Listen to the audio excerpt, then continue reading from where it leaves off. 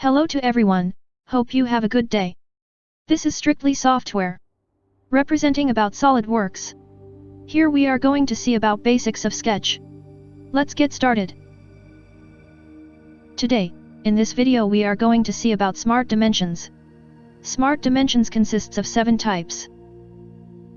First we are going to see General Smart Dimension.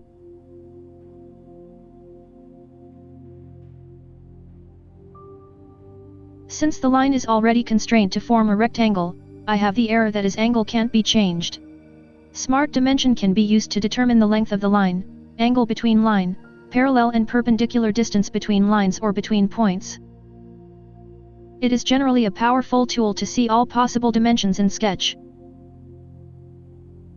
The horizontal and vertical dimension in SolidWorks is used to find the respective horizontal and vertical distance in a corresponding sketch.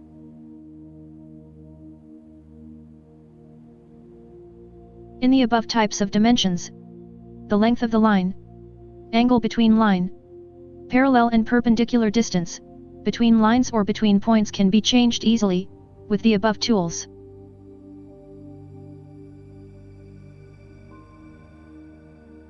Ordinate dimensions are set of dimensions measured from a zero coordinate in a drawing or a sketch. They are reference dimensions, and you cannot change their values or use the values to drive the model. Ordinate dimensions are dimensions measured from the axis you select first. To determine this, we must set the origin at any point in the sketch. Next we can select the respective points to get respective distance from the origins. Horizontal and vertical ordinate dimensions are used to find respective horizontal and vertical distance from the point. Simply, it can be said that keeping a point as an origin, and finding axis value of other point.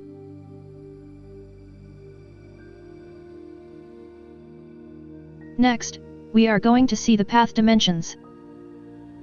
In most of the occasions, single path cannot be found, it shows error. So we add some other curve to find the exact dimension. The next type of dimension is path, length, dimensions.